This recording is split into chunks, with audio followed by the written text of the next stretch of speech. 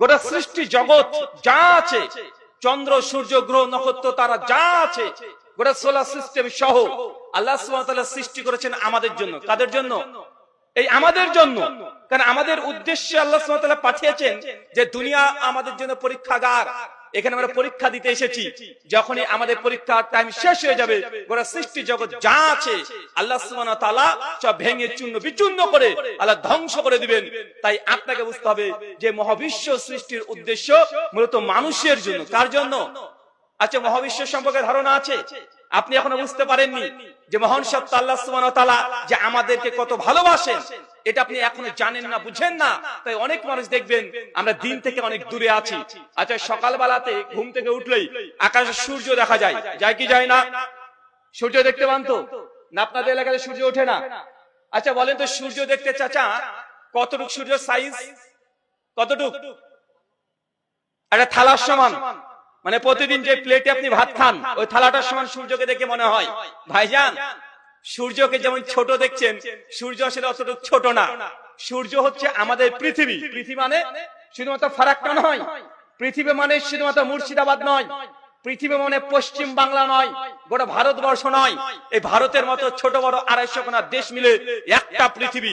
এই এরকম পৃথিবী একটা নয়, দুইটা নয়, 13 লক্ষ পৃথিবী একত্রিত করলে যে সাইজ, একটা সূর্যের ততটুকু সাইজ। কথা বুঝেননি মনে হয়? মানে সূর্যকে তো আমরা ছোট দেখতে পাচ্ছি না, মনে হচ্ছে একটা ভাতের থালার সমান। কিন্তু আসলে সূর্যটা আমাদের গোটা পৃথিবীর মতো 13 লক্ষ খান পৃথিবীকে যুক্ত করলে বা পৃথিবীটাকে যদি সূর্য ঢুকিয়ে দিই 13 লাখ, তাহলে একটা সূর্য হজম করে নিবে। এটা হচ্ছে একটা সূর্য। এরকম সূর্যের মতো আমাদের ফার্স্ট গ্যালাক্সিতে না হলেও 2 মিলিয়ন এই ছোট বড় গ্রহদের সাজিয়েছে আল্লাহ সুবহানাহু ওয়া তাআলা। এখন চিন্তা করেন যে একটা সূর্য যদি পৃথিবীর চাইতে 13 লক্ষ গুণ বড় হয়, এরকম সূর্যের মতো ছোট বড় কমপক্ষে 2 বিলিয়ন এমন ছোট বড় গ্রহ দিয়ে আল্লাহ ফার্স্ট আমাদের যে সোলার সিস্টেম এটাকে সৃষ্টি করেছে। এখন চিন্তা করেন গোটা বিশ্ব কত বড়। কেন তৈরি করেছে? যখনই এই দুনিয়া থেকে আল্লাহ ওয়ালা ব্যক্তি হারিয়ে যাবে, মুসনাদে আবি আলা সহিহ সনদে হাদিস আসছে, শেখ আল্লামা নাসিরউদ্দিন আলবানী সহিহুল জামি হাদিস না 3411 এবং সিলসিলা হাদিস সহিহা হাদিস না 7122 হাসান সনদে হাদিস বর্ণনা করছেন যে দুনিয়াতে যতদিন পর্যন্ত কালেমা লা ইলাহা ইল্লাল্লাহ বলার ব্যক্তি জীবিত থাকবে, আল্লাহ সৃষ্টি জগৎকে ততদিন ধ্বংস করবেন না। তার মানে বোঝা যাচ্ছে যে আল্লাহ সুবহানাহু ওয়া তাআলার মুমিন বান্দা দুনিয়াতে যতদিন জীবিত, যতদিন কালেমা বলা ওয়ালাম ব্যক্তি থাকবে, আল্লাহ ততদিন সৃষ্টি জগৎকে তিনি স্থায়ী করে রাখবেন। যখনই থাকবে না, আল্লাহ ধ্বংসের কার্যকলাপ আল্লাহ শুরু করে দিবেন। তার মানে আমাদের জন্য সৃষ্টি জগৎকে আল্লাহ এখন অস্তিত্বে রেখেছে। তার মানে আমাদের গুরুত্ব আছে দুনিয়াতে, আছে না নাই? কিন্তু আমরা আপনারা অনেকে বুঝি না, অনেকেই বুঝি না। প্রত্যেক জিনিস যখন শেষ হয়ে যায় তার গুরুত্বহীন হয়ে যায়। কোরআন হাদিস ঘাটাঘাটি করে আমি যতটুকু দেখেছি, 3 জন মানুষকে আল্লাহ সুবহানাহু ওয়া তাআলা জীবন্ত অবস্থায় পৃথিবীতে চলাচল করছিলেন, এই মুহূর্ত অবস্থাতে জান্নাতে কোন ঘর পাবে আল্লাহ জানিয়ে দিয়েছিলেন। আর কয়েকজনকে জান্নাতে কোন ঘর পাবে দেখিয়েও দিয়েছেন। কয়জন? আরো জোরে বলেন, কয়জন? 3 জন ব্যক্তি, কোরআন সহিহ সুন্নাহ দ্বারা প্রমাণিত। আরো কিছু যায়িফ রিওয়ায়াত আছে, সহিহ সূত্রে 3টাই প্রমাণিত আমার জানা মতে। সে 3 জনের নাম বলতে পারবেন? কে কে বলতে পারবেন? একটু হাত তোলেন তো। 1 জন 2 জন। আর বয়স যাদের 50 প্লাস তারা হাত তোলেন। চাচারা, চাচা। আল্লাহ নবী বলছেন সহিহ সুনান তিরমিজি হাদিস না 2327, শেখ আলবানী সনদ সহিহ বলছেন। শেখ আলবানীর পরে শেখ শোয়েব আহমদ যখন তাহকিক করছেন সনদকে হাসান বলছেন। হাফেজ জুবাইর আলী জাইরি রাহিমাহুল্লাহ তিনি সনদকে হাসান লি গায়রি বলেছেন। আল্লাহ নবী বলছেন আমার উম্মতের গড় বয়স 60 থেকে 70। কত বছর? কত বছর? 60 থেকে 70। তো যারা 50 বছর প্লাস করে দিয়েছেন, মানে আল্লাহর নবীর কথা অনুযায়ী আমরা দুনিয়াতে মূলত 90% সময় অতিবাহিত করে দিয়েছি। কারণ আমাদের হায়াত হচ্ছে 60 থেকে 70 বছর। এর মধ্যে আমরা কোন মানুষ মৃত্যুবরণ করব, অনেকে জীবিত থাকতে পারে। তাই গড় বয়স এইটা। তো 3 জন মানুষ কে আল্লাহ আগে থেকে জান্নাতে ঘর দিয়ে দিয়েছে। 50 বছর প্লাস আমাদের চাচা যারা আছেন, তারা যদি বলতে পারেন তিনজনের নাম, 300 টাকা গিফট করা হবে। বলেন 300 টাকা পাবেন। দেখি কে আছে। কি আবার আপনাদের মন খারাপ কেন? কেউ মারা গেছে নাকি গ্রামে? গ্রামে মারা গেছে কেউ? তো মন এত খারাপ মনে হচ্ছে যে না, আমাকে ভাল লাগছে না। আরে ভাই একটু কথা যদি বলেন, যখন প্রশ্ন করছি হ্যাঁ না যদি উত্তর দেন তবে বুঝতে পারবো যে আপনি আমার কথা বুঝতে পারছেন। নচেত আপনি যদি মন মরা হয়ে বসে থাকেন তাহলে তো আমি ভাববো যে আমার কথা হয়তো বুঝতে পারছেন না, তাহলে আমার চিন্তা অন্য জায়গায় কাজ করবে, মনে হবে যে আমি আপনাকে বুঝাতে পারছি না। 3 জন ব্যক্তিকে আগে থেকে জান্নাতে ঘরের সুসংবাদ দেওয়া হয়েছে। 3 জন, এই 3 জনের ব্যক্তির নাম বললে 300 টাকা পাবেন। হাত তোলেন কে আছেন? আরে চাচা ট্রাই তো করবেন, আপনারা ভুলটাই বলেন না। এখানে নেগেটিভ মার্ক তো নাই যে ভুল বললে আপনার 100 টাকা আমি নিয়ে নিব। আচ্ছা তোমরা 2 জন পারবে? কোথায় শুনেছো? বুঝে নিয়েছি, তাহলে তবে হাত নামাও। হয়তো আমার আলোচনা বা সোশ্যাল মিডিয়া এখন আছে ফেসবুক হাফেজাহুল্লাহ, ইউটিউব দামাত বারকাতুহু আলিয়া, ওইসব জায়গা থেকে দেখাচ্ছে প্রশ্ন করেছি, কোন জায়গায় শুনেছে, শুনে ওই উত্তর আমাকে দেবে, তোমরা বললে টাকা পাবে না। আচ্ছা এরা 2 জন বাদ দিয়ে কে আছেন? পারবেন আপনি? কোথায় শুনেছেন? পড়াশোনা করে? মাশাআল্লাহ, এমনই তো যাচ্ছিলাম। দাঁড়ান, বলেন 1 নবী ঈসা আলাইহিস সালাম, 2 খিজির আলাইহিস সালাম, 3 ইলিয়াস আলাইহিস সালাম। মাশাআল্লাহ, বসেন, আমার 300 টাকা বেঁচে গেছে। আর কেউ আছে? আর একজনকে চান্স দেব, 3 জন ব্যক্তির নাম বলতে পারলে জান 500 টাকা দেওয়া হবে।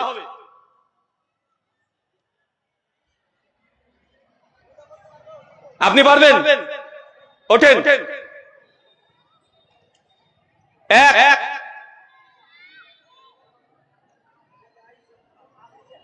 বিবি আসিয়া, 2 বেলাল বিন রাবা, 3 কি নাম?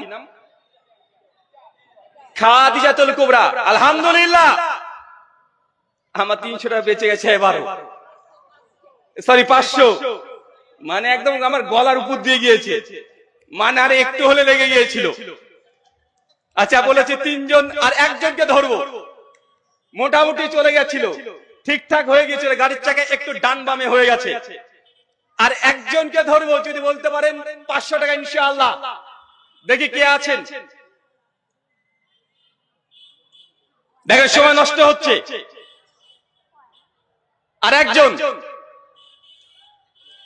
চাচা হবে না? পারা উচিত। যদি আপনাকে এখন বলা হয় যে ফিল্ম ইন্ডাস্ট্রির 3 জন খানের নাম বলেন, সুপারস্টার, দেখেন এখানে 90% হাত তুলে বসে থাকবে, থাকবে কি থাকবে না? কিন্তু অথচ যারা জান্নাতের সার্টিফিকেট তো পেয়েছে অনেক সাহাবী, কিন্তু 3 জন আগে থেকে মৃত্যুর আগে জীবন্ত অবস্থায় জান্নাতে কোন ঘর পাবে এটা দেখে নিয়েছে, তাকে জানানো হয়েছে। মানে তারা প্রতি আল্লাহর সাথে এতই খুশি ছিলেন, এতই রাজি ছিলেন যে আগে থেকে ঘোষণা দিয়ে দিয়েছে। 3 জন ব্যক্তি, 3 জনকে বলেছিলাম ধরবো। আর একজন কেউ আছেন? হবে না, না না, ওরা শুনে শুনে টুকলি করলে হবে? তা করলে তো হবে না। কি আবার আপনাদের মধ্যে থেকে কেউ? এখানে সমস্যা। আর আমি তো বলবো, আমি তো বলার জন্য এসেছি, কিন্তু আপনাকে আমি এই যে চাপটা সৃষ্টি করছি না, সাইকোলজিস্ট যারা মনোবিজ্ঞানী তারা বলছে মানুষকে যখন কোনো কিছু চাপ দিয়ে শেখানো হয় তখন তার নিউরন গুলো অতিরিক্ত কাজ করতে শুরু করে দেয়। যত সেল আছে, কোষ আছে, এগুলো যত প্রেসার ক্রিয়েট করবেন আপনি, এখন আপনার নিউরন এই কোষগুলো এখন সতেজ হয়ে যাবে। এখন আমি যে 3 জনের নাম বলে দিই, ইনশাআল্লাহ মৃত্যু পর্যন্ত আপনার 3 জনের নাম মনে থাকবে, আপনি আর ভুলবেন না। আচ্ছা আমি বলে দেবো ইনশাআল্লাহ, বলবো তো? তা আপনারা সবাই 500 টাকা করে দেন,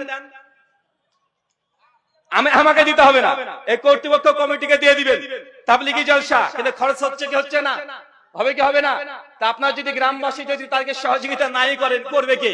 ভাই আমি চাঁদা বা কালেকশন কখনো করি না, জাস্ট আপনার সঙ্গে একটু বললাম, যদি আপনার ইচ্ছা হয় আপনার দিয়ে যাবেন। চলেন 3 জন ব্যক্তি, 1 বিবি আসিয়া, চাচা কি নাম বললাম? বিবি আসিয়া। 2 আম্মা খাদিজাতুল কুবরা। 3 ওমর ইবনুল খাত্তাব। এই 3 জন ব্যক্তির ব্যাপারে হাদিসে আসছে যারা দুনিয়াতে জান্নাতে আগে থেকে ঘর পেয়ে গেছে।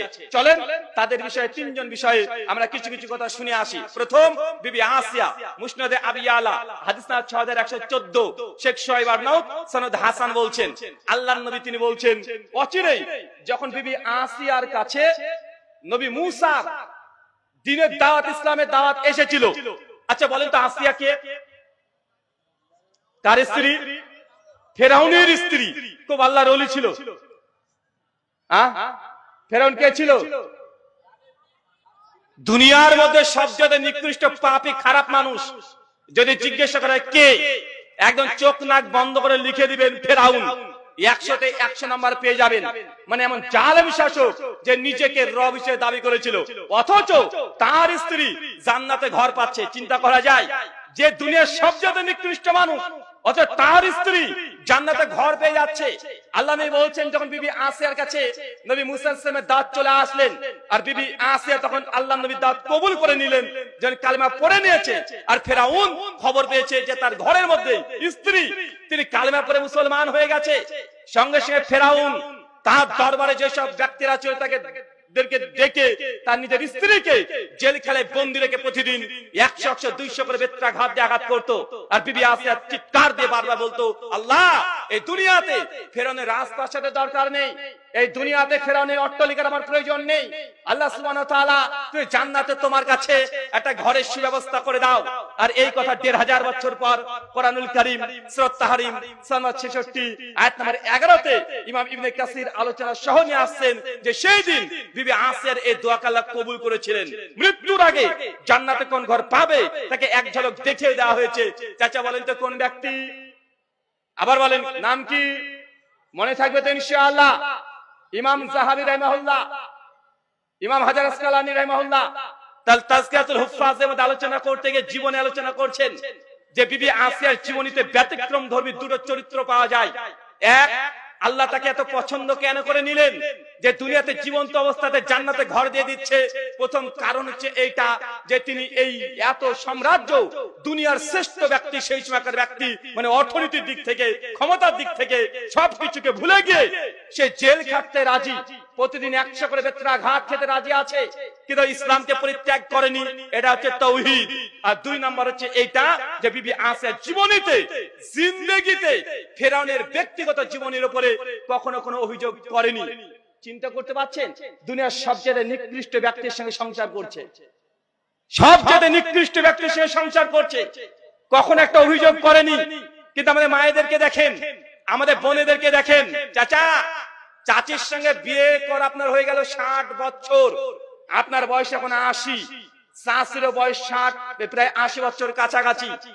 দীর্ঘ 60 বছর সংসার জীবন করার পরেও আজকে যদি চাচির সঙ্গে একটু 19-20 হয়ে যায়, একটু যদি উল্টাপাল্টা হয়ে যায়, ডাইরেক্ট আপনার মুখের উপরে বলে দিবে চাচি এখনো যে আমি বলে তোমার সংসার করে গেলাম, অন্য কোনো মেয়ে হলে জিন্দেগিতে সংসার করতো না। বলে কি বলে না? বলে কি বলে না? 60 বছর সংসার হয়ে গেছে, কিন্তু 14খানা সন্তান, নাতিপুতির ছেলে সন্তান হয়ে গেছে, কিন্তু এখনো যদি 19-20 হয়ে যায়, ডাইরেক্ট মুখের উপরে বলে দিবে যে আমি বলে সংসার করে গেলাম, অন্য কোনো মেয়ে হলে তোমার ভাত খেত না। আচ্ছা কে কে এই কথা শুনেছেন? একটু হাত তোলেন তো। এদের সাহসে তো কম না রে ভাই। যদি একবার ক্যামেরাতে আপনার ছবি আসে কি হবে জানেন? আপনাদের খবর আছে, এই সময়তে হাত তুলিয়েন না। একবার যদি বিবি দেখে নেয় বাড়িতে, বেগম, যে তুমি আমাকে অপমান করেছো হাজার হাজার মানুষের সামনে, চাচা, তার মানে আমরা বুঝতে পারি যে নারীদের ফিতরাত হচ্ছে এমনটা। আল্লাহ নবী সহিহ বুখারীর হাদিসের মধ্যে বলছে যে নারীদেরকে সৃষ্টি করা হয়েছে বাম পাজরের হাড় থেকে, বাঁকা হাড় থেকে। কি থেকে? নারীকে কি থেকে তৈরি করা হয়েছে? বাঁকা হাড় থেকে। অনেক যুবক তরুণদের প্রশ্ন যে হুজুর আপনারা আলোচনাতে বলেছেন বা আমরা শুনি যে প্রত্যেক স্বামীর বাম পাজরের হাড় থেকে তার স্ত্রীকে তৈরি করা হয়, তাহলে একজন ব্যক্তি যদি 4টে বউ হয় তাহলে তাকে কোন হাড় থেকে তৈরি করেছে? প্রশ্ন আসে কি আসে না? আর এটা কমন প্রশ্ন যে আমরা শুনেছি যে স্বামীর শরীরের হাড় থেকে, বাম পাজরের হাড় থেকে নাকি স্ত্রীকে তৈরি করা হয়। তো একজন স্বামীর যদি 4টে স্ত্রী থাকে, তাহলে ওই 4 স্ত্রীকে কোন কোন হাড় থেকে তৈরি করেছে? আসলে কোরআন বা সহিহ হাদিসে এমন কোন বর্ণনা আমার জানা নাই যে প্রত্যেক স্বামীর হাড় থেকে স্ত্রীকে তৈরি করা হয়েছে, এই মনে কোন জাল হাদিসে পাওয়া যায় না। বরং সহিহ বুখারী মুসলিমের যে হাদিস, একদম সহিহ সূত্রে প্রমাণিত, নবী আদমের বাম পাজরের হাড় থেকে আম্মা হাওয়াকে তৈরি করা হয়েছে। সমস্ত স্বামীর হাড় থেকে স্ত্রীকে তৈরি করা হয়নি। মানে এখান থেকে ভুল বোঝাবুঝি শুরু হয়েছে। কথা কি বুঝতে পারলেন? শুধুমাত্র নবী আদমের হাড় থেকেই আম্মা হাওয়াকে তৈরি করা হয়েছে। আমার হাড় থেকে আমার স্ত্রীকে নয়, আপনার হাড় থেকে আপনার স্ত্রীকে নয়। এটা ভুল বুঝাবুঝি। মানে নবী আদমকে সবাই ইউনিভার্সাল ধরে নিয়েছে, মনে হচ্ছে সবাই সবার জন্য হয়েছে। ব্যাপারটা এমন নাই। ইমাম হাজী আসকালী ফাতুল বারীর মধ্যে বিস্তীর্ণ আলোচনা করে তিনি প্রমাণ করেছেন যে প্রত্যেক মানুষ থেকে নয়, ওই নবী আদমের শরীর থেকে একমাত্র যুগলকে তৈরি করা হয়েছে। এছাড়া আমরা সকলে নুতফা থেকে তৈরি হয়েছি, আমরা বীর্য থেকে তৈরি হয়েছি, আমরা কাদা মাটি থেকে তৈরি হয়েছি, আমাদের প্রক্রিয়া যেগুলো সেগুলো থেকে আমরা তৈরি হয়েছি। তো চাচা, নারী হচ্ছে একটু বাঁকা। বাঁকা মানে বুঝেন তো? আবার মানে আল্লাহ তাদেরকে এইভাবে তৈরি করেছে। আচ্ছা, একজন নারী কেন নারী বুঝেন? একজন পুরুষ কেন পুরুষ? আপনি যে পুরুষ কেন পুরুষ? একজন মেয়ে কেন মেয়ে? এটা যদি মেডিকেল সায়েন্স নিয়ে আলোচনা করতে হয়, তো একটা নারী যখন 10 বছর ক্রস করে, সেই সময় তার শরীরে একটা নতুন হরমোন তৈরি হয়। সেই হরমোনটার নাম হচ্ছে ইস্ট্রোজেন হরমোন। কি হরমোন? Estrogen hormone. এই হরমোনের কাজ কি? যখন ওই শরীরে ইস্ট্রোজেন হরমোন তৈরি হতে শুরু করবে, নারীর শরীর তখন আস্তে আস্তে নরম হতে শুরু করবে। তার শারীরিক গঠনের মধ্যে একটা চেঞ্জিং আসবে, তার কণ্ঠস্বর নরম হয়ে যাবে, তার ফিগারের মধ্যে একটা নারী নারী ভাব চলে আসবে, তার কণ্ঠস্বর নারী সুলভ আচরণ করতে শুরু করে দিবে। এটা হচ্ছে ইস্ট্রোজেন হরমোনের কাজ। অনেকগুলো কাজ, এর মধ্যে একটা দারুণ কাজ আছে, কি জানেন? সন্দেহ করা। কি করা? ইস্ট্রোজেন হরমোন আর কি কাজ? মানে ইস্ট্রোজেন হরমোন দিয়ে তো নারীকে নারী তৈরি করছে। আর পুরুষের এই শরীরে এই হরমোনটা খুব বেশি তৈরি হয় না, যৎসামান্য তৈরি হয়। আর পুরুষের শরীরে নতুন একটা হরমোন তৈরি হয় 10 বছর যখন ক্রস করে, তার নাম হচ্ছে টেস্টোস্টেরন হরমোন। এটার কাজ কি? এটা যখন শরীরে তৈরি হতে শুরু করবে, তখন গোব্বের হতে শুরু করবে, কণ্ঠ একটা ভারী ভারী ভাব চলে আসবে, হাতের পেশিগুলো শক্ত হতে শুরু করবে, যে কোনো সিদ্ধান্ত নিতে পারবে। মানে 4-5টা কথা শোনার পরে কোনটা ঠিক কোনটা বেঠিক এই সিদ্ধান্ত নেওয়ার ক্যাপাবিলিটি ওই সময় থেকে তৈরি হয়, যখন টেস্টোস্টেরন হরমোন শরীরে তৈরি হতে শুরু করে। তো নারী একটা অতিরিক্ত হরমোন পেয়েছে এবং দারুণ কাজ করে। কি কাজ? সন্দেহ করা। কি করা? এখন আপনি বুঝতে পারছেন আপনার বউ কেন সন্দেহ করে, কেন নারীরা এত বেশি সন্দেহ করে। সন্দেহ তারা করবেই, এটা তারা প্রত্যেক সম্পত্তি হিসেবে পেয়েছে। যদি আপনি বিশ্বাস না করেন, চাচা আপনার বয়স 80 হয়ে গেছে, আগামীকাল আপনি বাগানে চলে যাবেন, আম বাগানে, যে দেখবেন কালু দাদি আছে, ওর বয়স 80, সামনে একটা দাঁত নেই। আপনি শুধু ওই বাগানে গিয়ে তার সঙ্গে গল্প করেন, আর চাচি যদি দূর থেকে দেখেছে যে আপনি ফুটুর ফুটুর করে গল্প করছেন, দেখবেন দৌড়তে দৌড়তে চলে আসবে ঝাঁটা নিয়ে, আর বলবে যে তোমার 80 বছর হয়ে গেল, তোমার লুচ্চামি এখনো বাদ যায়নি। আচ্ছা, বলে কি বলে না? আরে আপনি রাস্তা দিয়ে চলবেন স্ত্রীর সঙ্গে, একটু যে ডানে বায়ে যদি চোখ চলে যায়, দেন এমনি খোঁচা মারবে ও মেয়েটার দিকে তাকালে। আছে না নাই কথা বলে? মানে তারা যে এই যে তারা সন্দেহ প্রবণ, এটা তাদের হরমোন দ্বারাই প্রমাণিত। আল্লাহ তাদেরকে এইভাবে সৃষ্টি করেছে। আপনি যদি হসপিটালে ভর্তিও থাকেন, আর কোন নার্স এসে যদি আপনাকে দেখাতে সিরিঞ্জ দিচ্ছে, আর আপনি দেখাচ্ছেন নার্সের দিকে আবার তাকিয়েছেন, বউ দেখবেন ওইখানেই আপনার চোখের দিকে হাঁ করে তাকিয়ে থাকবে যে আপনার চোখ কোন দিকে যায়। করে কি করে না? মানে তাদেরকে এইভাবে তৈরি করা হয়েছে। তাই নারীকে আগে চিনতে হবে। যদি তাদের সম্পর্কে আপনার জানা থাকে, তাকে ব্যবহার করতে হয়। আর যদি ব্যবহার করা না জানেন, আপনার দুনিয়াটাকে জাহান্নাম বানিয়ে দিতে পারে। পারে কি পারে না? পারে কি পারে না? আপনি দুনিয়াতে জীবনে যতই সেলিব্রিটি হয়ে যান না কেন, যতই বড় পণ্ডিত হয়ে যান না কেন, বাড়িতে ঢোকার পরে যদি স্ত্রী খ্যাস খ্যাস শুরু করে দেয়, যদি ঝামেলা শুরু করে দেয়, ভাই বলেন তো আপনার কোনো মূল্য থাকবে? কোনো মূল্য থাকবে না। তাই তাকে চিনতে হবে। ওই বাঁকা হাড় আল্লাহ নবী বলছে বেশি সোজা করতে যেও না। যদি খেদমত নিতে চান, তো বাঁকা হাড়ের উপরে মালিশ করতে হবে। মানে যা বলছে তাই ঠিক। এখন দেখা যাচ্ছে এখানে 4খানা লাইট, এই মেটাল লাগানো হচ্ছে টোটাল 5টা। আপনি গিয়ে বউকে বলছেন, জানো আজকে আমাদের মাহফিলটাকে দারুণ করে সাজিয়েছে, লাইট দিয়েছিল টোটাল 5টা, পেছনে স্ক্রিন ছিল একটা, একদম স্টেজ থেকে অর্ধেক। আর আপনার বউ আপনাকে বলবে, হ্যাঁ 5খানা ছিল নাকি? 6টা ছিল। এখন আপনি কি করবেন? আপনি দেখছেন 5টা আছে, এখন আপনি কি করবেন বলেন? আপনি তখন যদি বাঁচতে চান, হ্যাঁ হ্যাঁ ঠিক আছে 6টায় ছিল। আর যদি বলে স্ক্রিনটা ফুল ছিল কিন্তু আমি দেখছি অর্ধেক, আপনি কি বলবেন? আচ্ছা ঠিক আছে যাও, স্ক্রিনটা ফুলই ছিল। মানে ওর সঙ্গে বেশি বিতর্ক না, ওর সঙ্গে বেশি তর্কতর্কি করতে গেলে ঝামেলা। মানে সারা রাতকে আপনাকে একদম জাহান্নাম থেকে ছড়িয়ে দিবে।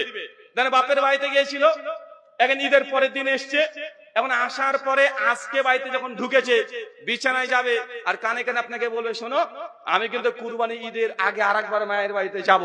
আর আপনি যদি একবার রেগে গিয়ে বলে, তো কাছ থেকে বলেছে বাপের বাড়ি থাকবি তো থাক, তো কাছ থেকে বললো তুই আজকে আসছিস যাবার যা তুই চিন্তা, এই কথা যদি বলেছেন সারা রাত শেষ, সারা রাত শেষ। কি বলতে হবে? ও আচ্ছা বাবার বাড়িতে যাবে ঈদের আগে, আর ঈদের আগে যাওয়ার কি দরকার? তুমি এক কাজ করো, পকেট থেকে 500 টাকা বের করে হাতে ধরিয়ে দেন, বলেন এবার তো রোজার ঈদে কিছু দিতে পারিনি শাশুড়িকে, শ্বশুরকে এক কাজ করে 1000 টাকা রেখে দাও, তোমার মা আর আব্বাকে কিছু একটা কিনে দিও। টাকাটা দিতে যাবেন, ও টাকা নিবে না কিন্তু, কিন্তু আপনার এই কথা শুনে ও এত খুশি হয়ে যাবে সারা রাত মনে হবে যে 500 রাত চলছে। কেন বলেন তো? কারণ তাদের জেদ বেশি, তারা জেদ করবে অধিক পরিমাণে, চাহিদা কম। তারা চায় না যে প্রতিদিন 5 স্টার হোটেলে গিয়ে আপনার সঙ্গে 2000-3000 টাকা বিল তুলবে, এটা চায় না। বরং তারা চায় সপ্তাহে একটা দিন হলেও তাকে সময় দেন, সাইকেলের পিছনে চড়িয়ে হলেও বা বাইকের পিছনে চড়ে হলেও রাস্তাতে গিয়ে একটু আপনার সঙ্গে ঘোরাঘুরি করবে, 10 টাকার ফুচকা খাবে, 10 টাকার বাদাম ভাজা খাবে, অন্তত সপ্তাহে একটা দিন সময় তারা চায়। কিন্তু আমরা পুরুষ মানুষ তাদেরকে না চেনার কারণে আপনার পরিবারকেও আপনি ডাইরেক্ট জাহান্নাম করে নিয়েছেন। অনেকেই ভাবছে বিয়ে করে ভুল করেছি, আছে না নাই? বিয়ের আগেই ভালো ছিলাম, কারণ আপনি নারী জিনিসটাকে চিনতে পারেননি। আল্লাহ নবী এই জন্য বলছেন নারী হচ্ছে বাঁকা হাড় থেকে তৈরি, বেশি সোজা করতে যাওয়া যাবে না। যতক্ষণ শরীয়তের খিলাফ কার্যকলাপ না করছে বা কোনো কুফরি বাক্য না বলছে, যা বলছে ওটা মেনে নেন। যদি মেনে নিতে পারেন এই নারী আপনার পরিবারকে সুন্দর করে দিতে পারে। আর যদি অনার্থক বিতর্ক করতে গিয়েছেন, মাতব্বরি করতে গিয়েছেন, আপনার বাড়িটাকে জাহান্নাম বানিয়ে দিবে। এক, বিবি আসিয়া জান্নাতের সুসংবাদ প্রাপ্ত প্রথম নারী। 2 নম্বর হচ্ছে আম্মা খাদিজা, সহিহ বুখারী হাদিস না 3280। আল্লাহর নবী বলছেন, একদা আমি ঘরের মধ্যে বসে আছি, হঠাৎ করে ফেরেশতা জিবরিল আমার ঘরে চলে আসলেন, এসে তখন বলছে ইয়া রাসূলুল্লাহ, ওই যে আপনার স্ত্রী আসছে খাদিজা, তার হাতে একটা খাবারের পাত্র, যান আপনার স্ত্রীকে বলেন স্বয়ং আল্লাহ সুবহানাহু ওয়া তাআলা খাদিজা তোমার জন্য সালাম পাঠিয়েছে। চাচা বলেন তো কে কার জন্য সালাম পাঠিয়েছে? কে কার জন্য সালাম পাঠিয়েছে? স্বয়ং আল্লাহ সুবহানাহু ওয়া তাআলা। কার জন্য? আম্মা খাদিজাতুল কুবরার জন্য সালাম পাঠিয়েছে। দুনিয়াতে একজন নারী সরাসরি আল্লাহর পক্ষ থেকে সালাম পেয়েছে ফেরেশতা জিবরিলের মাধ্যমে। তার নাম কি? আম্মা খাদিজাতুল কুবরা। আল্লাহ তাকে জানিয়ে দিয়েছেন, তাকে সালাম দেওয়া হয়েছে। এরপরে জিবরিল বলছে আপনি বলে দেন আপনার স্ত্রীকে যে আল্লাহ সুবহানাহু ওয়া তাআলা খাদিজা জান্নাতে তোমার জন্য চমৎকার চকচকে ঘর তৈরি করে গেছে, যার ভিতর থেকে বাইরে দেখা যায় আর বাইরে থেকে ভিতর দেখা যায়, আর চমৎকার দৃষ্টি নন্দন ঘর আমার খাদিজার জন্য তৈরি করেছে। চাচা বলেন তো কার জন্য ঘর? কার জন্য ঘর? আমার খাদিজা। তাহলে কয়টা নাম পেলাম? কয়টা নাম পেয়েছি আমরা? 2টো নাম অলরেডি পেয়ে গেছি। সেটা নারী না পুরুষ? নারী না পুরুষ? নারীর নামই 2টো পেয়ে গেছি। অথচ ওয়েস্টার্ন ওয়ার্ল্ড ভিউ আমাদেরকে শিক্ষা দিচ্ছে যে ইসলাম নারীকে কোন রকমের অধিকার মর্যাদা দেয়নি, নারীকে বস্তাবন্দি করে রেখে দিয়েছে। নারী কোনো অধিকার ইসলামে নাই, নারী শুধুমাত্র ঘরের মধ্যে থাকবে। তারা প্রচার করছে কি করছে না? তারা ডাইরেক্ট প্রচার করছে ইসলামকে, তারা চ্যালেঞ্জ করছে। অনেক ফেমিনিজম গ্রুপ বের হয়েছে, তারা ডাইরেক্ট বলছে ইসলাম নারীকে কোনো অধিকার দেয়নি, তাই তারা নাকি অধিকার দেবে। অথচ কোরআন সুন্নাহ দ্বারা প্রমাণিত 3 জন ব্যক্তির মধ্যে 2জনই নারী জান্নাতে আগে থেকে ঘর পেয়ে গেছে। 3, ওমর ইবনুল খাত্তাব, ইসলামের 2য় খলিফা, আল্লাহর নবীর শ্বশুর। আমরা অনেকে মনে করি শুধু হযরত আবু বকর সিদ্দিক আকবর তিনি আল্লাহর নবীর শ্বশুর। ওমর বিন খাত্তাব তিনি শ্বশুর ছিলেন কি ছিলেন না? আর তিনিও শ্বশুর ছিলেন। ওমর বিন খাত্তাবের মেয়ের নাম কি ছিল? হাফসা রাদিয়াল্লাহু আনহা। তিনিও নবীর স্ত্রী ছিলেন। তো ওমর বিন খাত্তাব তিনি নবীর শ্বশুরই ছিলেন। সহিহ বুখারী হাদিস নাম্বার 3242 কিতাবুল আম্বিয়ার মধ্যে আসছে, আল্লাহ নবী আলাইহিস সালাম তিনি আলোচনা করতে গিয়ে এক পর্যায়ে বলছেন, ওমর আমি যখন মিরাজে গেলাম হঠাৎ করে দেখছি একটা ঘর, ফিরে আসলাম জান্নাত জান্নাত সব দেখে, একটা ঘর দেখে চমৎকার ঘর, এত দৃষ্টিনন্দন ঘর, ওই ঘরটা দিকে বারবার আমার দৃষ্টি চলে যায়। আমি ফেরেশতা জিবরিলকে বললাম, জিবরিল এই ঘরটা কার? এত চমৎকার ঘর। জিবরিল তখন বলছে ইয়া রাসূলুল্লাহ এটা আপনার উম্মত ওমর বিন খাত্তাবের ঘর। যখন এই কথা আল্লাহর নবী দুনিয়াতে ওমর বিন খাত্তাবকে এসে বলছে যে ওমর তোমার জান্নাতে ঘর দেখে আসলাম, ওমর বিন খাত্তাব হাউমাউ করে কেঁদে দিয়েছেন যে ইয়া রাসূলুল্লাহ, জান্নাতে আমার মতো ব্যক্তির জন্য ঘর তৈরি করে গেছে আল্লাহ সুবহানাহু ওয়া তাআলা। তিনি হাউমাউ করে কান্নাকাটি শুরু করে দিয়েছেন। চাচা, তার মানে ফল কথা এইটা যে সাহাবা রাদিয়াল্লাহু আনহুমরা জান্নাতে ঘরের সুসংবাদ পেয়ে তারা হাউমাউ করে কাঁদাকাটি শুরু করে দিয়েছে, অথচ আমরা যদি জাহান্নামের ভয়ঙ্কর পরিস্থিতির কথা আমরা আলোচনা করি, কবরের ফিতনা নিয়ে আলোচনা করি, তারপরে আমাদের ভেতরে হৃদয়ে সামান্য জাররা পরিমাণে করে প্রতিক্রিয়া হয় না, কোনো ইফেক্ট পড়ে না, আমরা ভয় পাই না, তার মানে আমাদের ঈমান আর তাদের ঈমানের মধ্যে আসমান আর জমিনের পার্থক্য আছে, আছে না নাই? আচ্ছা, অনেকে আবার টেনশনে পড়ে যেতে পারেন। প্রায়শই আলোচনা থেকে প্রশ্ন চলে আসে যে হুজুর, এই যে আপনি একটু আগে বললেন যে ওমর বিন খাত্তাব জান্নাতে কোন ঘর পাবে এটা দেখে নিয়েছে। কিছু কিছু হাদিসে পাওয়া যায়, যে মিশকাত সহিহ মুসলিমের হাদিস, মিশকাত হাদিসটা আসছে 4912 নম্বর হাদিস, যে আল্লাহর নবী বলছেন যখন আমি জাহান্নাম পরিদর্শন করার জন্য ফিরেছে, জিবরিল আমাকে নিয়ে গেল, যেতে যেতে যেতে যেতে দেখলাম কিছু মানুষকে আল্লাহ সুবহানাহু ওয়া তাআলা উল্টো করে ঝুলিয়ে রেখেছে আর তাদের ঠোঁটগুলোকে, জিহ্বাগুলোকে আগুনে কাঁচি দিয়ে কাটছে। আমি তখন ফেরেশতা জিবরিলকে জিজ্ঞেস করলাম, জিবরিল, এরা কারা যাদেরকে জাহান্নামে উল্টো করে ঝোলানো আছে আর যাদের জিহ্বাগুলোকে, ঠোঁটগুলোকে আগুনে কাঁচি দিয়ে কেটে দেওয়া হচ্ছে, এরা কে, কি অপরাধ করেছে?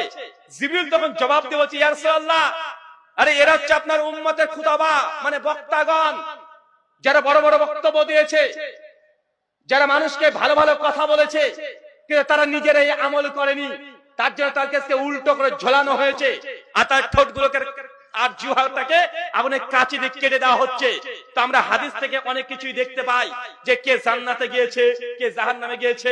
আল্লাহ নবী যখন মেরাজ থেকে ফিরে আসছেন, নারীদের কাছে গিয়ে বলছেন যে নারী, আমি তোমাদেরকে অধিকাংশ নারীকে দেখলাম যে জাহান্নামে, অধিকাংশ নারীরাই জাহান্নাম, তোমরা বেশি বেশি দান করো, সাদকা করো। এই হাদিস আমরা জানি না। অনেকের প্রশ্ন কি, প্রশ্ন হচ্ছে এটা রুহুল আমিন ভাই, এখনো তো কিয়ামতই হয়নি, এখন ডে অফ জাজমেন্ট টাইম হয়নি, বিচার কার্য শুরু হয়নি, তা আল্লাহর নবী আগে থেকে কিভাবে দেখে আসলেন কে জান্নাত কে জাহান্নাম? জান্নাতে কে কি শাস্তি পাচ্ছে, সুদ খেলে কি শাস্তি হয়, কোরআন মাজিদ কেউ যদি হিফজ করেছিল ভুলে গিয়েছিল তার জন্য কি শাস্তি হবে, ব্যভিচার যে করেছে তার জন্য কি শাস্তি, নবী ডাইরেক্ট গিয়ে মিরাজের রাত্রিতে দেখে এসেছে। এখন এটা কিভাবে সম্ভব? প্রশ্ন আছে না নাই? আমাদের 2 থেকে 3 বছর আগে ভারতবর্ষের একজন নেত্রী, যার নাম হচ্ছে নূপুর শর্মা, তিনি আল্লাহর নবীর মেরাজ নিয়ে একটা অভিযোগ করেছে, কি করে নাই, যে তোমাদের নবী ওই ঘোড়াতে চড়ে আকাশে উড়ে চলে গেছে, বলেছে কি বলে নাই? অনেকের কাছে ধারণাটাও মানে কমপ্লিট না,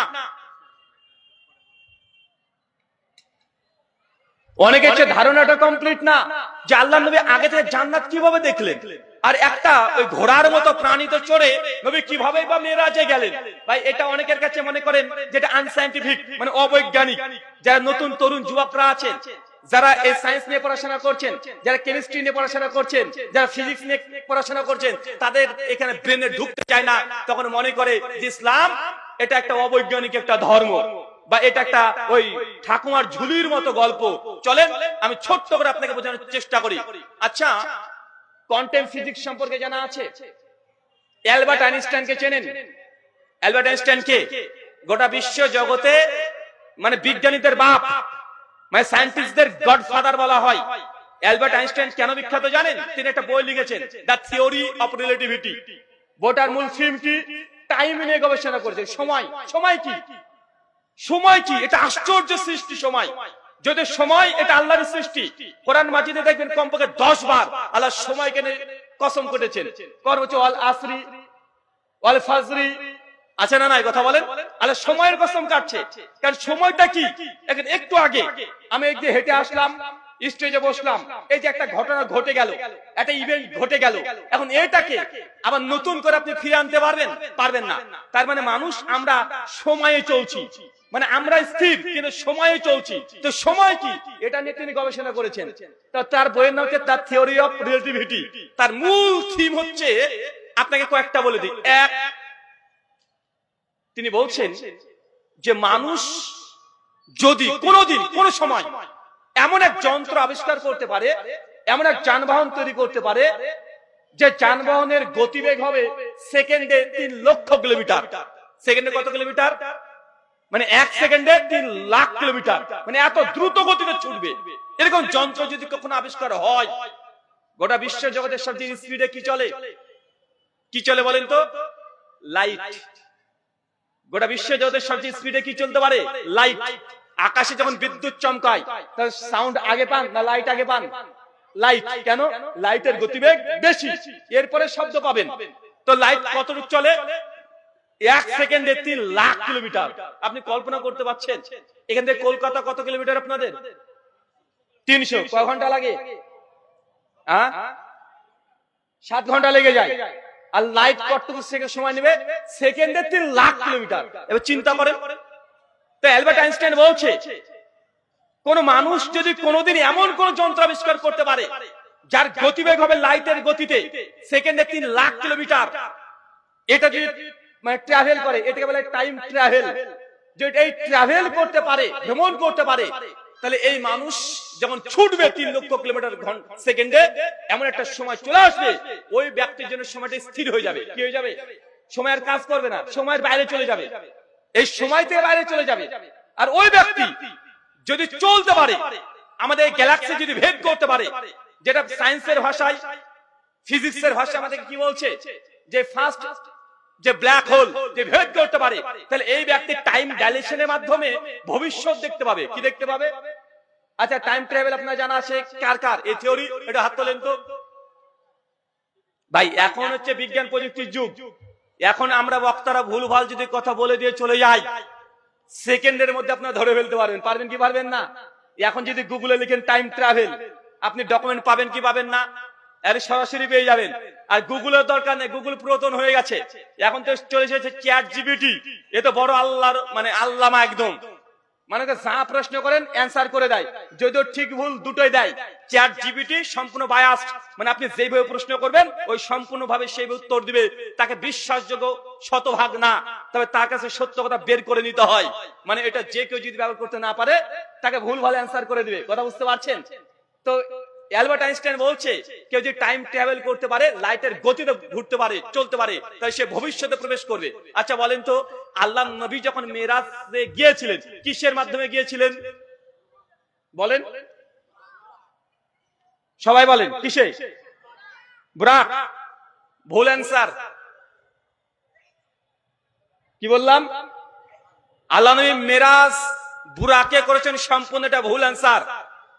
সেই রাত্রিতে দুটো জার্নি হয়েছিল, দুটো সফর হয়েছিল। এক, মসজিদ আল হারাম মানে মক্কার কাবা শরীফ, এটা থেকে টেম্পল অফ সুলাইমান জেরুজালেমের মসজিদ, যে মসজিদ নিয়ে এখন ঝামেলা চলছে ইহুদিদের সঙ্গে, এই যে 1100 কিলোমিটার দূরত্ব, এই সফরটা সেই রাত্রিতে যেটা হয়েছিল, এটার নাম মেরাজ নয়, এটার নাম ইসরা। এটার নাম কি? ইসরা। কোরআন কারীমের সূরা বনী ইসরাইল এর আরেকটা নাম কি? সূরাতুল ইসরা, চ্যাপ্টার 17, মানে 17 নম্বর সূরা কোরআন মাজিদের। তো এই জার্নিটাকে বলা হয় ইসরা। এটা হয়েছিল কোথায়? মসজিদ আল হারাম, হাতিম নামক জায়গা, নবী ঘুমিয়েছিলেন, ওইখান থেকে তাকে বুরাকের মাধ্যমে এই মসজিদ থেকে ওই মসজিদ এই ভ্রমণটা করানো হলো।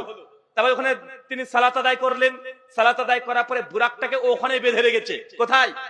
জেরুজালেমের মসজিদ, টেম্পল অফ সুলাইমান, ওই মসজিদে বেঁধে রাখা হয়েছে। তারপর যে জার্নিটা হয়েছে ওইটা হচ্ছে ফেরেশতা জিবরিলের মাধ্যমে। কার মাধ্যমে? আর এই যে যেটা ঊর্ধ্বমুখী ভ্রমণ, নাইট জার্নি যেটা হচ্ছে, এই ভ্রমণটাকে বলা হয় মেরাজ। কথা বুঝেননি মনে হয়? কথা কি ক্লিয়ার? এটা হচ্ছে ইসরা, যেটা দুনিয়াতে ছিল। আর যখনই আসমান ঊর্ধ্বমুখী ভ্রমণ হয়েছে, এটার নাম মেরাজ। আর এটা হচ্ছে ফেরেশতা জিবরিলের মাধ্যমে। কার মাধ্যমে? জিবরিলের মাধ্যমে। এখন প্রশ্ন যে হুজুর, ওই মসজিদ আল হারাম থেকে টেম্পল অফ সুলাইমান জেরুজালেম প্রায় 1100 কিলোমিটার রাস্তা, এই বুরাক এক রাত্রিতে গেল আবার আসলো, নবী জান্নাত জন্য সব দেখে নিল, এত দ্রুত সম্ভব কিভাবে? আচ্ছা, বুরাক মানে কি? বুরাক মানে কি? বুরাকের আরবি শব্দ বারকুন থেকে, তার মানে বিদ্যুৎ। কি মানে? বিদ্যুৎ। বুরাকের গতি কি? হাদিসে মওজুদ আছে, সহিহ মুসলিম 349 নম্বর হাদিস, যে বুরাকের দৃষ্টি যত দূর তার পায়ের এক ধাপ হচ্ছে তত দূর। তার মানে বুরাক এটা দুনিয়ার কোনো প্রাণী নয়, এটা দুনিয়াবি কোনো প্রাণী না, এটা আলাদা গ্যালাক্সি থেকে আসছে। যদি আমরা সায়েন্সের ভাষায় যদি আমরা বলি এখন অনেক ভিন গ্রহ থেকে অনেক এলিয়ানের কথা বলছে, কি বলছে না কথা বলেন? তা আমাদের তরুণ যুবকরা এলিয়ানকে বিশ্বাস করতে পারে, কিন্তু আমরা যখন বলছি বুরাক এটা দুনিয়ার কোন জন্তু না, কারণ হাদিসে সেটাই আসছে, এটা আসমান থেকে আল্লাহ পাঠিয়েছেন, মানে আমাদের গ্যালাক্সির বাইরেকার জগৎ থেকে একটা নতুন প্রাণী আসছে, তার নাম বুরাক, যার গতিবেগ একদম সেকেন্ডে লক্ষ কিলোমিটার হতে পারে। কেন? কারণ বুরাক এটা এসেছে আরবি শব্দ বারকুন থেকে, মানে লাইটের তৈরি। কিসের তৈরি? তাহলে বুরাক যেতে তার সময় কতটুকু লাগবে? আরে 1 সেকেন্ডের সময় না লাগারই কথা। 2, বাকি যে মেরাজটা হয়েছে মূলত হয়েছে জিবরিল। আচ্ছা, জিবরাইল কিসের তৈরি? ফেরেশতারা কিসের তৈরি? আরে জোরে বলেন কিসের তৈরি? আরে ফেরেশতা তো নূরের তৈরি, লাইটের তৈরি। আর ফেরেশতা জিবরাইলের স্পিড কত ছিল? কোরআন মাজিদে তারও উল্লেখ করা আছে। সূরা মারিজের 4 নম্বর আয়াত আল্লাহ সুবহানাহু ওয়া তাআলা জানাচ্ছেন যে ফেরেশতারা যখন রূহ নিয়ে, মানুষের আত্মা নিয়ে আল্লাহর কাছে যায়, তোমাদের 50,000 সমান আল্লাহর একদিন। তার মানে বুঝতে পারছেন এখন যে তারা কত দ্রুত যেতে পারে। মানে আল্লাহর আমাদের দুনিয়ার 50,000 বছর, আর আল্লাহর কাছে কয়দিন? একদিন। মানে ফেরেশতা জিবরিল স্পিড বুঝতে পারছেন তো? ফেরেশতা জিবরিল নিজেও নূরের তৈরি, তার স্পিডের কথাও হাদিসে আছে। আর নবীকে তিনি মেরাজে নিয়ে গেছেন ফেরেশতা জিবরাইল, মানে নূরের গতিতে, লাইটের গতিতে, মানে স্পিড অফ লাইটের গতিতে। আল্লাহ যদি নিয়ে যায়, যা সম্ভব কি সম্ভব নয়? সেকেন্ডে 3 লক্ষ কিলোমিটার। এটা অবৈজ্ঞানিক না, এটা বৈজ্ঞানিক। আর অ্যালবার্ট আইনস্টাইন বলছে কেউ যদি টাইম ট্রাভেল করে সে ভবিষ্যৎ দেখতে পাবে। ইউটিউবে শতাধিক আপনি দেখবেন বিভিন্ন সায়েন্স জার্নালিস্ট যারা আছে, যারা কন্টেম ফিল্ড নিয়ে যারা কাজ করে, তাদের অনেকগুলো আলোচনা পেয়ে যাবেন। তারা বলছে, দাবিও করেছে যে কেউ কেউ গিয়ে ভবিষ্যৎ দেখে এসেছে। তো তুমি দেখতে পারলে আমার নবী দেখতে পারবে না? কথা বলেন। তা আল্লাহ নবী তো গিয়েছেন স্পষ্ট ভাবে। তুমি তো স্পিড অফ লাইটের কথা বলছো। আল্লাহ তো চাইলে এর চাইতে আরো দামি প্রযুক্তি ব্যবহার করতে পারে কি পারে না? আর তিনি তো সবকিছু স্রষ্টা, তিনি তো সৃষ্টি করেছে। তাই যুবক তরুণ ভাইদেরকে বলি, যেটা আপনার মগজে ধরছে না আর আপনি অযৌক্তিক মনে করে নেবেন, মনে করবেন এটা ইনলজিক্যাল, এটা পসিবল না, এটা আপনার হতে পারে, কারণ আপনার জ্ঞানের কমতি থাকতে পারে, আপনার যে নলেজ এখানে ল্যাকিংস থাকতে পারে। কিন্তু আপনি যখন ভালোভাবে গভীর যখন ঘাটাঘাটি করবেন, ইনশাআল্লাহ ইসলামের এমন কোন বিধান নাই, এমন কোন ঘটনা নাই যে ঘটনাকে আপনি অবৈজ্ঞানিক বলে দিবেন বা অনৈতিক বলে দিবেন, এটা হতেই পারে না। আপনার জানার ঘাটতি হতে পারে। তাই আপনি এতটুকু মনে করেন ভাইজান, কোরআন মাজিদ এটা আল্লাহর কালাম। 1,500 বছর ধরে অনেকে ভুল ধরার চেষ্টা করছে, আজ পর্যন্ত কেউ একজনের ভুল ধরতে পারে নাই। তো কোরআন মাজিদের এতগুলো আয়াত যদি কেউ ভুল ধরতে না পারে, তো কোরআন মাজিদে তো জান্নাতের কথা আছে, জাহান্নামের কথা আছে। তাহলে এই জান্নাত জাহান্নাম এই বিষয়টা আপনি হয়তো দেখতে পাচ্ছেন না, তার মানে এই না যে মৃত্যুর পর জীবন নাই, মৃত্যুর পর জান্নাত নাই, মৃত্যুর পর জাহান্নাম নাই। অবশ্যই আছে, আপনি বিশ্বাস করেন। একজন যুবক আমাকে হঠাৎ করে প্রশ্ন করছে যে রুহুল আমিন ভাই, আপনি অনেক কম্পারেটিভ তুলনামূলক ধর্মতত্ত্ব নিয়ে আলোচনা করেন, সায়েন্স বিজ্ঞান নিয়ে আলোচনা করেন, তো আপনার আলোচনা শুনতে বেশ ভালোই লাগে। তবে আমার একটা প্রশ্ন, আজ কি প্রশ্ন? আলোচনার শেষে প্রশ্ন করছে যে হুজুররা বক্তব্য দেয় আল্লাহ যখন বিচার করবে না, তো বিচার শুরু হবে আসরের ওয়াক্তে। কোন সময়ে? যখন কবর থেকে তুলবে। সুনান আবু দাউদের সহিহ হাদিস, বান্দা, মুমিন বান্দা প্রথমে নামাজ পড়তে চাইবে, যখনই তাকে রূহটাকে ফিরে দিবে আর বলবে সালাত সালাত। এখন কিসের ওয়াক্ত? কিসের ওয়াক্ত? মানে সে পাগল হয়ে যাবে, যখন কিসের ওয়াক্ত? আমাদের নামাজ কাজা হয়ে গেল। তখন তাকে ফেরেশতা জানাবে এখন আসরের ওয়াক্ত। তারপরে এই হাদিস থেকে প্রমাণিত আসরের ওয়াক্তে রূহ দেওয়া হবে। আর ওই সময়তে বিচার কার্য শুরু হয়ে যাবে। যখন বিচার কার্য শুরু হয়ে যাবে, মাগরিবের ওয়াক্ত আসার আগে আল্লাহ সব বিচার কমপ্লিট করে ফেলবে। আসর থেকে মাগরিব মানে কত ঘন্টা? 2 থেকে 2.5 ঘন্টা। এখন ওই তরুণ যুবকের প্রশ্ন যে রুহুল আমিন ভাই, এই মাত্র 2.5 ঘন্টাতে এত কোটি কোটি মানুষের বিচার করা কি পসিবল, সম্ভব? এ কি যৌক্তিক মনে হয় আপনার কাছে? আরে পৃথিবীতে এখন আছে 800 কোটি মানুষ, কিয়ামত এখনো হয়নি, আর কত কোটি মানুষ আসবে তার কোনো ঠিক নেই। দুনিয়া কত কোটি বছর ধরে চলছে, কত মিলিয়ন বিলিয়ন ট্রিলিয়ন মানুষ দুনিয়াতে এসেছে, মারাও গিয়েছে, আর 2.5 ঘন্টাতে বিচার করা সম্ভব? এটা আমার কাছে যুক্তিতে ধরে না, অতএব আমি এই হাদিসকে মানি না।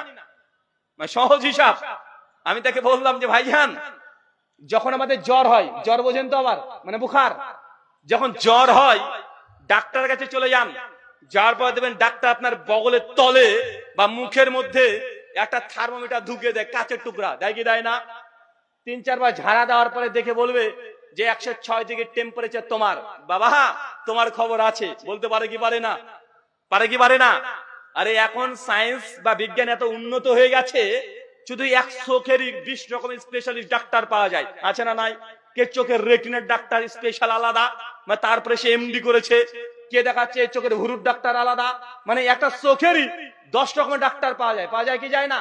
আপনার রক্তের ডাক্তার 10-12 রকমের হতে পারে, হার্টের ডাক্তার 10 রকমের হতে পারে, সব স্পেশালিস্ট মানে পাই টু পাই হিসাব তা বের করে দেয়। তো এখন যদি আল্লাহ সুবহানাহু ওয়া তাআলা দুনিয়া যখন ধ্বংস করার পরে বিচার যখন শুরু করবেন, ভাই বলেন তো, আল্লাহ যদি এমন এক যন্ত্র আবিষ্কার করে, আল্লাহ তো সামান্য ব্যাপার, মামুলি বিষয়, সবাই দাঁড়িয়ে আছেন আপনার মুখে বা পেছনে যে কোন একটা যন্ত্র গুজে দেয় এই থার্মোমিটারের মতো, 1 মিনিট পর যদি বের করে বলে যে বাবা তুমি তো 1,92,00,000 গুনাহ করেছো, মানে তার মিটারে উঠে গেছে, আর তুমি মাত্র 10 লাখ তুমি নেকি করেছো, আল্লাহ পারেন কি পারেন না? আল্লাহ এমনটা করবেন আমি বলছি না, জাস্ট আপনি যে লজিক দিয়েছেন বা আপনার রেশনাল ফ্যাকাল্টি থেকে যে প্রশ্নগুলো আসে আমি ওগুলোকে জাস্ট জাস্টিফাই করার জন্য এই যুক্তিগুলো আমি আপনাকে দিচ্ছি। আচ্ছা বলেন তো আল্লাহ তৈরি করতে পারেন কি পারেন না? কারণ মানুষের এমন কোনো গুনাহ নেই, মানুষের এমন কোনো নেকি নেই যে শরীর ছাড়া তারা করতে পারে। আপনি চোখ দিয়ে খারাপ জিনিস দেখেছেন, চোখের মধ্যে একটা ডেটাবেস তৈরি হবে কি হবে না? তৈরি হয় কি হয় না? হোয়াটসঅ্যাপে একটা মেসেজ করেছিলেন, মেসেজটা মনে হচ্ছে ভুল করেছেন, সঙ্গে সঙ্গে মেসেজটা ডিলিট করে দিলেন, হয়তো ডিলিট হয়েছে মেসেজ, হয়নি। এখন যদি কেউ চায় হোয়াটসঅ্যাপ কোম্পানি মালিকের থেকে রিকভারি করবে, ফিরিয়ে আনতে, ভাই পারবে কি পারবে না? আপনি ফোনে কথা বললেন, আপনি ডিলিট করে দিলেন কল রেকর্ড, কিন্তু ফোন কোম্পানি যদি মনে করে যে আবার আপনার অডিও রেকর্ড তা নিয়ে আসবে, পারে কি পারে না? কারণ দুনিয়াতে একটা জিনিস ঘটে গেলে সে ডিলিট কোশ্চেন কালেও হয় না। তা আপনি দুনিয়াতে যত গুনাহ করেন না কেন, যত নেকির কাজ করেন না কেন, আপনার শরীরের মধ্যে এই ডেটাবেস, তথ্য, ডকুমেন্টস এটা তৈরি হয় কি হয় না? হয়ে যায়। তা আল্লাহ যদি কিয়ামতের মাঠে আপনার মুখের ভেতরে ঢুকিয়ে দেয় একটা যন্ত্র, আল্লাহ 1 মিনিট লাগবে যে আপনি কতটুক নেকি করেছেন, কত গুনাহ করেছেন, এটা কি সম্ভব কি সম্ভব না? তাই আপনি চিন্তা করিয়েন না আল্লাহ সুবহানাহু ওয়া তাআলাকে নিয়ে। আপনি বিচারক মনে করছেন যে আল্লাহ মানে ভুলভাল বিচার করে দিবে, মানে আপনার পাড়ার গাঁজাখড়ি যারা সালিশে বসে 500 টাকা দিয়ে দিলে ডান দিককার জিনিস বাঁ দিকে করে দেয়, আপনি অমন বিচারক মনে করছেন। আল্লাহ সুবহানাহু ওয়া তাআলা আহকামুল হাকিমিন, তিনি সর্বশ্রেষ্ঠ বিচারক, তার বিচার কাজ করতে আর সময় লাগবে না। তা আপনার ভেতরে কনফিউশন যেন না থাকে, কোন সন্দেহ যেন না থাকে মৃত্যুর পর জীবন আছে কিনা, 100% আছে, আলবাত আছে। যদি মৃত্যুর পর জীবন না থাকতো এই দুনিয়াটা মূল্যহীন হয়ে যেত।